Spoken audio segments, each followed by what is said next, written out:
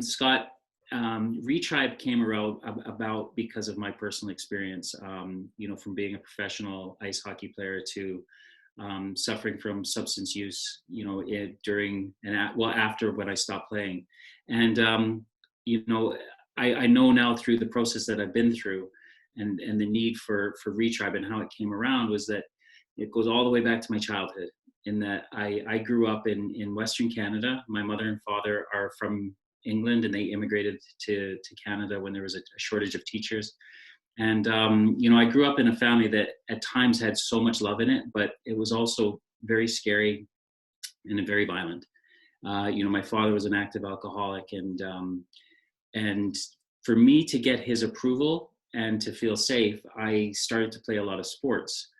So, when you grow up in fear of your father, you do things to protect yourself. So I would also do silly things like lie and steal and manipulate. And this was a way, now that I know it, was for me to get some agency, some kind of power, because I felt so powerless.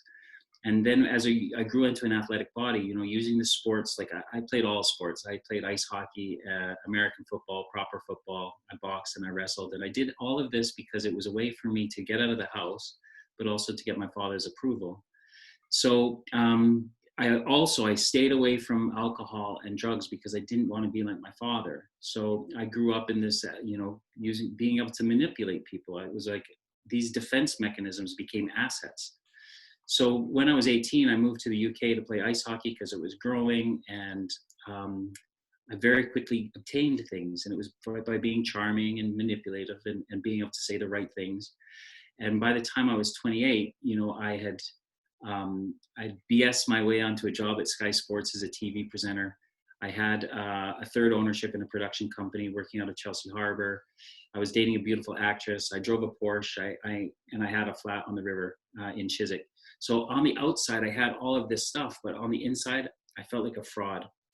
And I felt like I didn't deserve any of it, this imposter syndrome. And when I stopped playing the sport that I loved, I also started hanging out in the West End, in the nightclubs, and someone introduced me to cocaine and martinis. And it was a way for me to feel normal and to belong again. So all of a sudden I felt like I fit in. And but I had no idea about what alcoholism was. I didn't know that it ran in the family, and quickly my body just craved alcohol. But I also did what a lot of people do. They look for geographical cures. So I moved to LA, and I moved back to Canada, and 4 or 5 cities in Canada, and then I moved back to England. And alcohol just became a daily part of my life, and especially when bad things happened. When my mother passed away 8 years ago, I found myself drinking and driving. I got arrested, and when the community service was gone for that, I did what I do best, which is take off to Canada.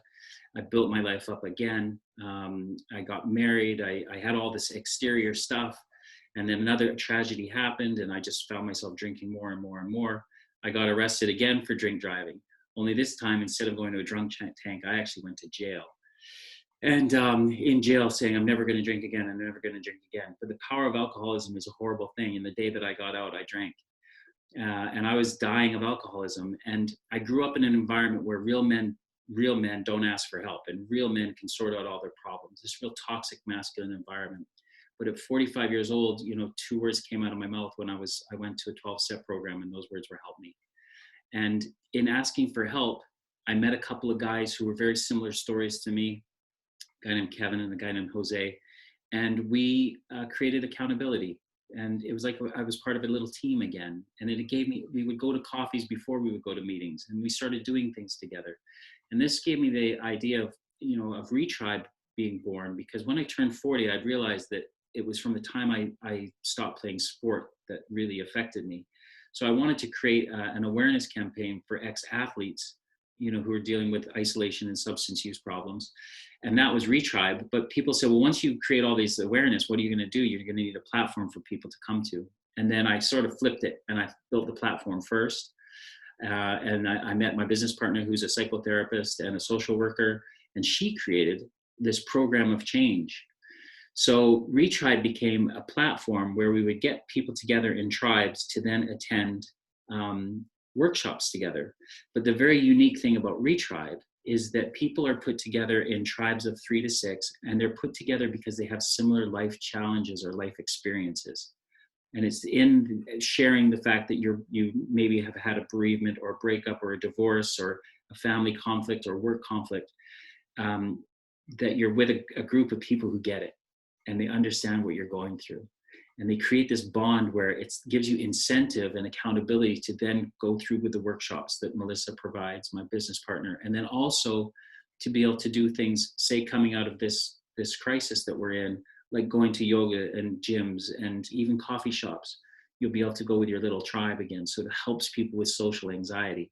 It's that buffer between, wanting to do something and being too scared to do it. But when you've got your little tribe behind you, 100% you're going to show up for people. And that's what ReTribe is. It's just this accountability creator. And we think that in this time right now, it's going to be helpful and useful to people.